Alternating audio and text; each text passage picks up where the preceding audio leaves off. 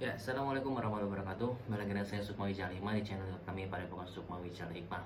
Baik, pada video kali ini saya akan membahas yang beda dari biasanya, yakni tentang nama-nama dan ciri-ciri putra-putri iblis. Nah, buat teman-teman semua, jangan lupa untuk subscribe, like, and share video-video kita, dan terus tonton video-video kita yang lainnya. Oke, baik.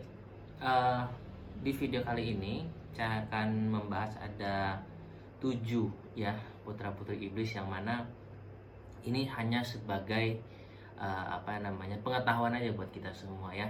Jadi memang ada beberapa teman-teman kita yang memang request untuk untuk membahas tentang kobilah-kobilah jin gitu ya, dan juga kobilah-kobilah jin, setan dan iblis gitu ya. Nah, kali ini saya akan membahas tentang salah satu dari itu gitu, dari request teman-teman. Nah, yang pertama-tama saya akan membahas dari nama-nama putra putri iblis gitu ya. Nah, saya sih sebenarnya juga nggak hafal ya, karena saya memang memiliki kitab untuk pengetahuan ya, maksudnya kitab untuk pengetahuan nama-nama putra putri iblis, ciri khasnya gimana, deskripsinya seperti apa, seperti itu ya. Dan saya akan bisa share ke teman-teman, saya bacakan gitu ya, saya ceritakan, saya bacakan, dan ini hanya untuk sebagai pengetahuan saja buat kita semua. Dan jangan sampai kita tergoda dengan putra putri iblis ini. Dan juga untuk sebagai pengetahuan juga buat teman-teman semua, jikalau ada seorang paranormal atau ahli hikmah gitu yang mengatakan memaharkan asma A, B, C gitu, tapi menggunakan nama-nama putra putri iblis ini, saran saya untuk dihindari. Kenapa? Karena kemungkinan besar ilmu tersebut adalah ilmu jalur kiri. Jadi ilmu jalur kiri itu teman-teman nggak harus tidak bahasa Arab gitu. Ada juga ya beberapa banyak sih bahasa Arab, yang ilmu-ilmu berbahasa Arab menggunakan bismillah juga, menggunakan 2 kalimat syahadat juga, tetapi itu bermakna atau memiliki makna untuk mengundang jin-jin kafir dan putra-putri iblis atau anak-anak setan. Jadi hati-hati ya. Oke, kita langsung saja. Yang pertama, nama putra-putri iblis ini ada 7 ya, ada 7 nama putra-putri iblis ini. Dan ini sebagai pengetahuan saja ya. Ingat, saya hanya di sini untuk share ke teman-teman sebagai pengetahuan saja. Nah, yang pertama adalah iblis Azazir ya. Iblis Azazir adalah bapaknya iblis. Dia suka hadir di kamar mandi, di tempat najis, dan juga suka berubah bentuk menjadi seekor gajah. Dia meminta manusia untuk sujud kepadanya, serta dicoba dengan syarat-syarat tertentu. Nah, ini cara ciri-ciri iblis Azazir. Azazir ini dia memiliki bentuk atau sosok seperti seekor gajah, lalu biasanya dia meminta manusia untuk tunduk takluk kepadanya, untuk meminta biasanya kesaktian, kekayaan, apa aja lah gitu ya. Nauzubillah min zalik, jangan sampai kita tergoda oleh salah satu putra iblis ini. Bisa dikatakan seperti itu ya. Lalu berikutnya yang kedua adalah iblis zaitun ya. Iblis zaitun dia suka hadir di kamar mandi, dan dia suka berubah bentuk menjadi kucing hitam, dan dia suka memberikan rasa was-was di telinga manusia. Nah, jadi kalau misalnya teman-teman, kalau misalkan lagi sholat terus habis itu dia juga tiba-tiba ada kucing hitam lewat, atau misalkan kita ngerasa was-was gitu ya, tidak tenang gitu ya. Nah, kemungkinan besar gitu, ada kemungkinan juga gitu, itu adalah godaan dari iblis. Tapi tidak semua ya, tidak semua. Ada juga mungkin ya memang ya diri kita sendiri yang tidak tenang gitu. Makanya disarankan untuk membaca ta'awudz ya, auzubillahi minasyaitonirrajim gitu ya, 3 kali, lalu buang ludah ke kiri gitu ya, untuk menangkal itu semua gitu ya.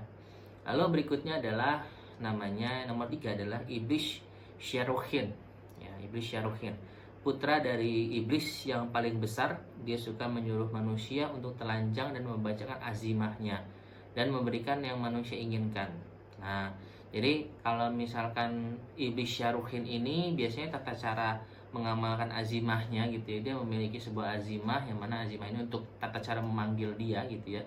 Dan ini biasanya tata cara ritualnya itu dia harus telanjang bulat gitu loh, harus telanjang bulat, lalu mengamalkan gitu ya, tidak menutup aurat lah intinya, mengamalkan lalu dia akan hadir gitu. Biasanya bisa hadir dalam keadaan kita dalam kondisi tidur masuk mimpi kita, atau bisa juga dia langsung wujud di depan kita gitu, dan kita bertemu dengan dia secara langsung gitu loh. Dan ini sangat berbahaya sekali teman-teman, jadi dihindari ya. Untuk yang kalau misalkan ada ciri-ciri keilmuan seperti ini, saya harap dihindari gitu. Apalagi kalau misalnya dia ngaku ilmu hikmah gitu ya, tetapi riadoh-riadohnya itu tidak menutup aurat gitu ya, lalu aneh-aneh gitu ya, itu harap dihindari gitu ya. Nomor 4 adalah iblis dan hasyi. Iblis dan hasyi ini adalah putra iblis yang paling kuat dan menguasai seluruh putra-putri iblis. Dan dia menyukai seorang yang berpakaian serba hitam, dan hasyi selalu membawa salib di tangan kirinya. Oke. Nah, dia ini seperti iblis dan hasyi ini lebih condong seperti kakak sulung ya, kakak tertua gitu dari semua putra-putri iblis gitu. Dan dia lebih suka orang untuk berpakaian hitam ya, berpakaian hitam dan untuk memuja dia gitu, caranya untuk memuja dia. Dan biasanya ciri khas dia itu dia selalu membawa salib di tangan kirinya. Oke. Nah, ini adalah yang saya dapatkan dari salah satu kitab kuno ya, saya tidak bisa saya sebutkan namanya karena memang ini rahasia sekali gitu ya. Ya ada ininya lah, kalau di saya titik fi ajabu sumusul nurus gitu. Salah satu itu nama kitabnya, kitabnya yang agak panjang gitu ya. Lalu ini saya hanya membeberkan atau menjelaskan mengenai putra-putri iblis dalam konsep Arabiah ya, dalam konsep Arabiah, dalam konsep dari Arab seperti itu. Di sini dijelaskan seperti itu ya. Lalu untuk berikutnya nomor 5 adalah Zatil Mahasin. Nah, Zatil Mahasin ini siapa? Zatil Mahasin ini merupakan putri iblis. Dia selalu hadir di kuburan-kuburan dan para tukang sihir haruslah menikahinya, merasakan jima bersama iblis ini. Jadi cara untuk menghadirkan atau minta tolong kepada si Zatil Mahasin ini, Zatil Mahasin binti iblis ya berarti ya. Zatil Mahasin binti iblis ini biasanya kita harus menikah atau berjima dengan dia, ibaratnya kawin dengan beliau ini, lalu baru bisa dikabulkan hajat-hajat kita gitu ya. Dan ini biasanya dia ada bersemayam di kuburan-kuburan, dia sukanya di kuburan-kuburan gitu. Nah, ini kalau misalkan ada keilmuan yang harus diaduknya di kuburan ya gitu kan, lalu tiba-tiba mimpi dia berjima dengan seorang wanita gitu ya, hati-hati, ini kemungkinan besar adalah Zatil Mahasin binti iblis gitu. Nah, makanya harap dihindari. Oke, lalu berikutnya ada Ainah binti iblis. Ainah binti iblis ini adalah apabila tukang sihir atau seorang pria, dia harus seorang pria ya, menuliskan thalasim di telapak tangannya. Thalasim itu seperti kalau kita ngomong bukan raja ya, jadi dia seperti simbol-simbol gitu, atau misalkan dia itu seperti ya pokoknya thalasim itu seperti tulisan-tulisan yang mana, gambar-gambar dan tulisan-tulisan yang mana itu bisa connect sama dia gitu, seperti portal lah gitu. Thalasim di telapak tangannya, kemudian diazimahi, dibacakan mantra-mantra. Setelah itu dia harus tidur, dan wanita yang dimaksud di dalam mimpinya akan berjumpa dengan laki-laki tersebut. Besoknya si lelaki minta apa saja pasti dia berikan. Artinya iblis ini akan berubah bentuknya menjadi wanita yang diinginkan inginkan lelaki itu kemudian melakukan jima bersamanya dalam mimpinya. Nah, cara Ainah binti iblis ini seperti itu. Jadi dia sudah kita mengamalkan mantranya gitu ya, memanggil beliau dan tidur di tempat itu. Setelah itu kita akan bermimpi berjima dengan seorang wanita yang kita suka lah, maksudnya yang tipe kita gitu ya. Nah, besoknya setelah bangun lalu berucap aja kita maunya apa, dan iblis putri iblis ini akan mengabulkan hajat yang kita minta gitu ya. Auzubillah nauzubillah min zalik ya. Untuk Ainah putri iblis jangan sampai kita bersekutu dengannya ya. Lalu berikutnya adalah yang terakhir nomor 7, yaitu Nailah Ummu Syu'ur, putri iblis sangat panjang rambutnya. Nah, ini ciri-ciri putri iblis yang terakhir adalah kalau kita katakan bungsu ya, bagian bungsu adalah Nailah Ummu Syu'ur binti Iblis. Nah, ini memiliki ciri khas rambutnya yang panjang. Nah, dia ini apa ya, tidak dijelaskan sih di sini bagaimana cara memanggilnya gitu ya, tidak ada juga tata cara memanggil, dia hanya menjelaskan ya ini putri iblis yang rambutnya sangat panjang gitu. Nah, buat teman-teman semua, tadi sudah saya jelaskan dari nomor 1 sampai nomor 7. Yang pertama adalah iblis Azazir, yaitu bapaknya para iblis. Lalu ada iblis Zaitun ya, lalu yang suka di kamar mandi yang membuat manusia jadi was-was. Lalu ada juga iblis Syarukhin, iblis Syarukhin putra dari iblis. Lalu ada iblis Darhashi, iblis Zatil Mahasin binti iblis. Lalu juga Ainah binti iblis. Lalu dari Nailah Ummu Syu'ur binti iblis. Nah, buat teman-teman semua, ini hanya sebagai pengetahuan kita bahwasanya iblis ini memiliki anak 7 anak, dan ini diambil dari salah satu kitab kuno dari Timur Tengah ya.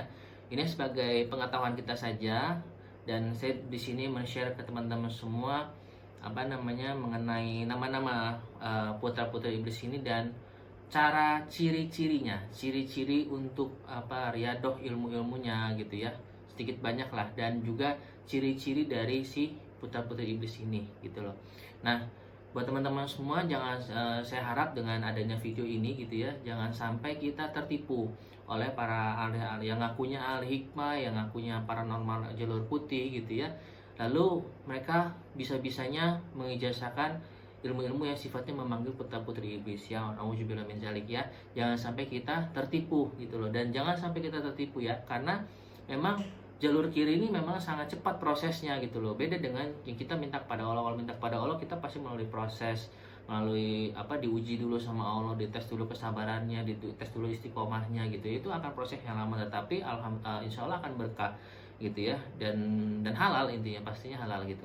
Namun kalau misalnya kita meminta kepada putra-putri iblis ini, bahayanya adalah memang cepat, prosesnya cepat gitu ya, karena memang menyekutukan Allah ya, prosesnya cepat, namun itu tadi konsekuensinya menyekutukan Allah gitu ya.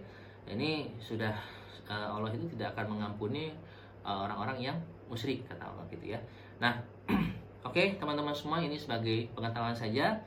Dan buat teman-teman semua, thank you sudah menyaksikan video ini, dan saksikan video kita yang berikutnya di channel YouTube kami pada Pokok Sukma Wijaya Hikmah. Jangan lupa untuk like, tonton sampai habis, dan ketik komentar kita mau bahas apa mengenai bangsa-bangsa jin gitu ya, atau misalkan alam-alam web, ketik di kolom komentar, nanti akan saya pertimbangkan untuk kita bahas atau tidak.